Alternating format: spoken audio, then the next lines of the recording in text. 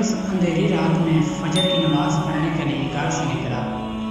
اندھیرے کی وجہ سے اسے ٹھوکر لگ گئی اور وہ منہ کے بل کیچڑ میں گر گیا۔ کیچڑ سے اٹھ کر وہ گھر واپس آیا اور لباس تبدیل کر کے دوبارہ مسجد کی طرف چل دیا۔ ابھی چند قدم نہیں چلا تھا کہ دوبارہ اسے ٹھوکر لگی اور وہ دوبارہ کیچڑ میں گر گیا۔ کیچڑ سے اٹھ کر وہ پھر دوبارہ اپنے گھر گیا، لباس بدلا اور مسجد جانے کے لیے دوبارہ گھر سے نکلا۔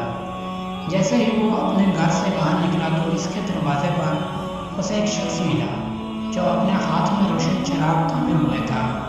چراغ والا شخص چپ چاپ نمازی کے آگے مسجد کی طرف چل دیا۔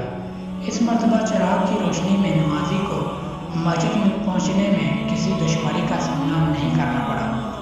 وہ خیریت سے مسجد پہنچ گیا۔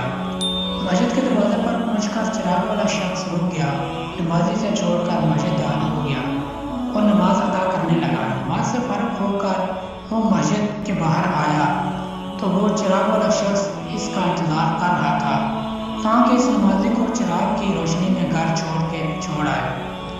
جب نمازی گھر پہنچ گیا تو نمازی نے اجنبی شخص سے پوچھا، آپ کون ہیں؟ اجنبی بولا، سچ بتاؤ تو میں ابلیس ہوں۔ نمازی کی تو خیریت کی انتہا نہ رہی۔ اس اجنبی کی یہ بات سن کر نمازی سوچنے لگا، ابلیس شیطان کیسے مجھے مسجد تک چھوڑ سکتا ہے؟ اس کا کام تو لوگوں کو بہکانا ہے۔ تو اس شخص نے بڑی خیریت کے ساتھ ابلیس سے پوچھا، تجھے تو میری نماز رہ جانے پر خوش ہونا چاہیے تھا، مگر تم تو چراغ کی روشنی میں مجھے مسجد تک چھوڑنے آئے۔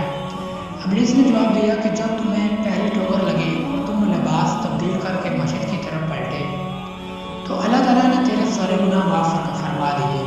جب تمہیں دوسری ٹھوکر لگی تو اللہ تعالیٰ نے تمہارے پورے خاندان کو بخش دیا، جس پر مجھے فکر ہوئی کہ اگر اب تمہیں ٹھوکر لگی تو اللہ تعالیٰ کہیں تمہارے اس عمل کی بدولت تمہارے سارے گاؤں کی مغفرت نہ فرما دے، اس لیے میں چراغ لے کر آیا ہوں کہ تمہیں بغیر گرے مسجد تک پہنچو۔ اس شخص نے جیسے ہی یہ بات سنی تو اس نے اللہ تعالیٰ کی بارگاہ میں اپنا سر جھکا کر اللہ کا شکر ادا کیا۔ تو دوستو، یہ ہمارے رب کی شان، سبحان اللہ والحمد للہ۔